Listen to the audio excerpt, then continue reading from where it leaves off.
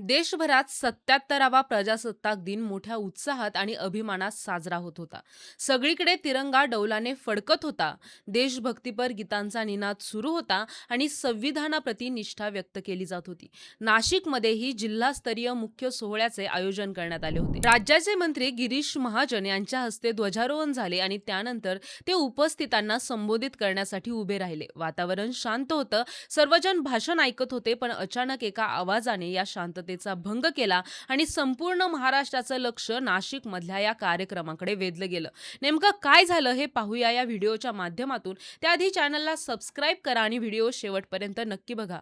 नमस्कार, मी ऋतुजा आणि तुम्ही पाहताय थेट वास्तव. तत्पूर्वी जे विद्यार्थी कोणत्याही फॅकल्टीमधून ग्रॅज्युएशन करत असतील आणि ज्यांचं स्वप्न आय टी क्षेत्रातील सर्वोच्च कंपनीमध्ये लाखोचं पॅकेज मिळवायचं आहे, त्यांनी स्क्रीनवरती दिलेल्या नंबरवरती कॉन्टॅक्ट करा.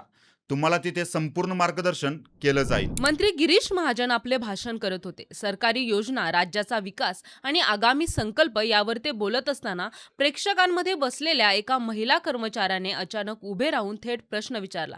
डॉक्टर बाबासाहेब आंबेडकरांचं नाव भाषणात का घेतलं नाही?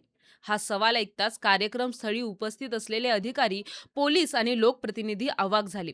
प्रजासत्ताक दिन जो संविधानामुळे आपण साजरा करतो, त्याच संविधानाचे शिल्पकार डॉक्टर बाबासाहेब आंबेडकरांचा उल्लेख भाषणात नसल्याने या महिला कर्मचाऱ्याने आपला संताप जाहीरपणे व्यक्त केला.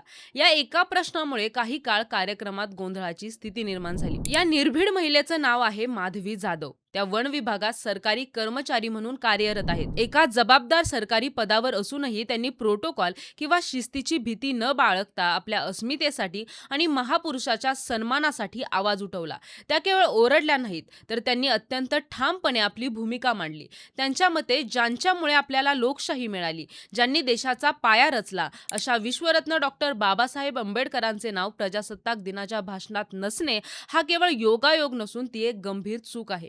या घटनेनंतर पोलिसांनी आणि इतर अधिकाऱ्यांनी माधवी जाधव यांना बाजूला घेण्याचा प्रयत्न केला. सरकारी कामात अडथळा किंवा शिस्तभंगाची कारवाई होण्याची दाट शक्यता असतानाही माधवी जाधव डगमगल्या नाहीत. त्यांनी स्पष्ट शब्दात सांगितलं की ज्यांनी संविधान दिलं, लोकशाहीचा पाया घातला, त्या बाबासाहेबांचं नावच भाषणात नाही हे चुकीचं आहे. मी हे सहन करणार नाही. जेव्हा त्यांना कारवाईची भीती दाखवण्यात आली, तेव्हा त्यांचं उत्तर अधिक धारदार होतं. त्या म्हणाल्या, मला सस्पेंड केलं तरी चालेल, पण मी माफी मागणार नाही. माधवी जाधव यांची निष्ठा केवळ शब्दांपुरती मर्यादित नव्हती. त्यांनी प्रशासनाला आव्हान देताना सांगितलं, मला कोणतंही कष्टाचं काम द्या, वाळूच्या गाड्या उतरवायला लावल्या तरी करेन, मातीचं काम दिलं तरी करेन, पण बाबासाहेबांची ओळख पुसली जाऊ देणार नाही.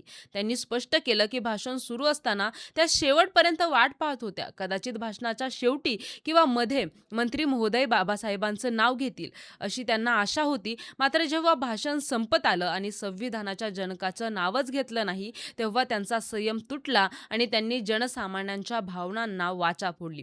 ही घटना केवळ नाशिकपुरतीच मर्यादित राहिली नाही, तर सोशल मीडियाच्या माध्यमातून संपूर्ण राज्यभरात पसरली. एका बाजूला शिस्तीचा मुद्दा उपस्थित केला जात असताना दुसरीकडे माधवी जाधव यांच्या धाडसाचं कौतुकही केलं जाते. प्रजासत्ताक दिन हा उत्सव मुळात संविधानाचा आहे आणि संविधानाचे नाव घेताना त्याच्या निर्मात्याचं नाव विसरणं हे अनेकांना खटकलंय. माधवी जाधव यांनी स्वतःची नोकरी धोक्यात घालून जो प्रश्न विचारलाय, तो आजच्या काळात अभिव्यक्ती स्वातंत्र्याचा एक मोठा पुरावा ठरलाय. नाशिकमधील या घटनेने पुन्हा एकदा सिद्ध केलंय की जेव्हा सन्मानाचा आणि महापुरुषांच्या नावाचा प्रश्न येतो, तेव्हा सामान्य माणूसही सत्तेसमोर उभा राहून जाब विचारू शकतो. माधवी जाधव यांनी घेतलेली भूमिका ही केवळ एका सरकारी कर्मचारीची तक्रार नव्हती, तर ती संविधानाप्रती असलेली एक उत्कट निष्ठा होती.